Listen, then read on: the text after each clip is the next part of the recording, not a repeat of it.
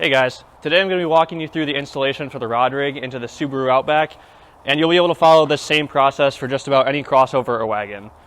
So the first thing I'm going to do is just clear out my trunk space so that I have some room to work.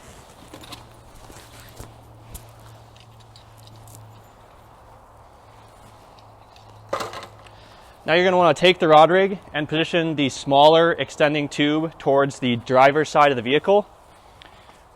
And if you can't reach your trunk windows when you're standing in the back, you're going to want to find a more comfortable spot to install the vacuum cups. So for that, I'm going to walk around to the rear doors.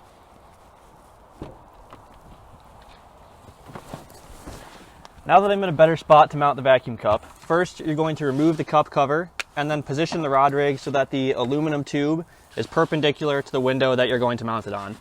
Then you're going to take the vacuum cup, press it up against the glass, and then start pumping the plunger until you feel it start to create suction. You'll know that it's formed a seal when you feel the plunger start to slow down, and at that point you should be able to remove your hands and the vacuum cup will hold itself up. Now you just want to keep pumping the plunger until that white warning line is just barely visible below the housing.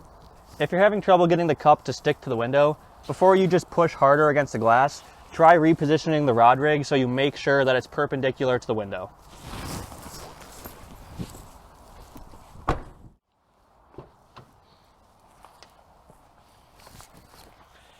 To mount the other end of your rod rig, you're just going to repeat those same steps but on the opposite window. So first I'm going to remove the cup cover, push the vacuum cup up against the glass, and then give it a few pumps until you feel it start to grab.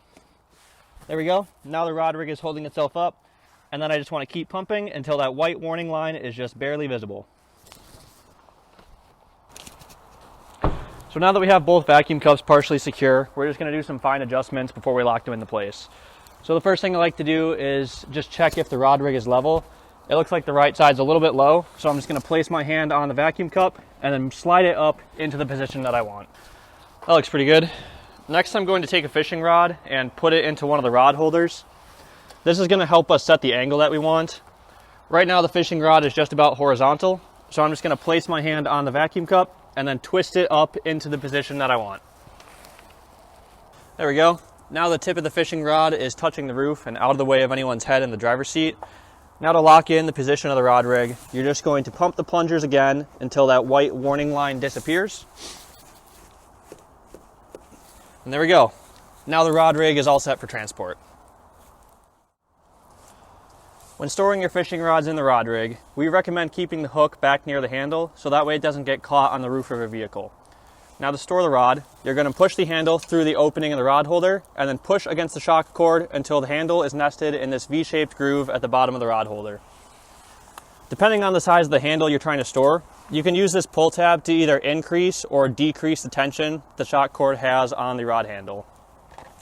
You can also experiment with keeping the reel either behind or in between the rod holders. And if you have any broken down sections of your rod, those can just be stored next to the handle and then secured using the adjustable shock cord.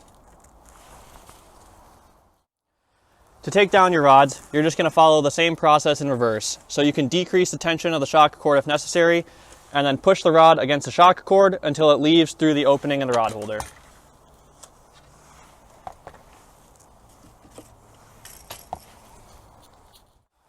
To take down the rod rig, you're going to use these tabs located on the side of the vacuum cup.